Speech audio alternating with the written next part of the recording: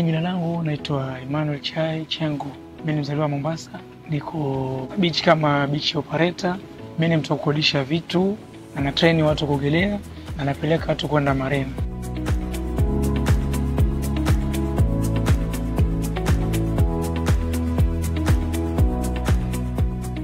Mtu akitaka kuanza biashara ambaye ndio yuanza, lazima awe jasiri.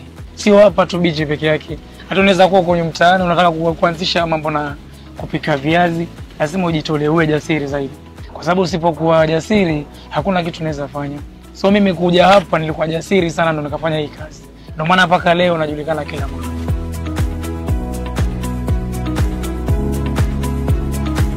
Mimi nilipoanza hii biashara, changamoto yangu kubwa ilikuwa ni capital. Sikuwa na pesa, nikapata msimamizi akaniambia atanisaidia.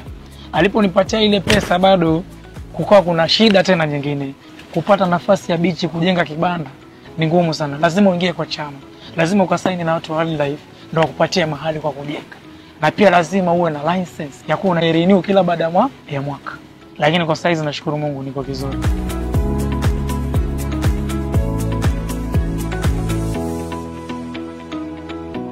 Ili ufaulu kwa biashara yote unatakikana uwe na bidii. Kitu cha pili, ujitolee. Ukishajitolea inakupa nguvu ya kujiongeza kwenye mafanikio yako. Cha tatu, uwe na teamwork. Saizi niko na wafanyakazi kama 3. Hata kama mimi siko, wao wanafanya kazi. Teamwork siku zote ni muhimu sana. Kwa hivyo pia skills zinasaidia sana. Kwanza kwenye Blue Bees ambayo tulifundishwa, skills zimenisaidia sana kwa sababu kama mimi nilikuwa nimefungua biashara, but kuna vitu kwa sijui. Lakini kulingana na vile niliingia class, nikafundishwa jinsi ya kubudget pesa yako, najua loss, najua profit, unaelewa? Kuna vitu nilikuwa sifanyi pia social media, lakini sasa hizi kitu yangu kwenye social media, watu wako nje huko wananitafuta. Hata sasa hizi biashara yangu inazidi kupaa juu. Imenisaidia sana.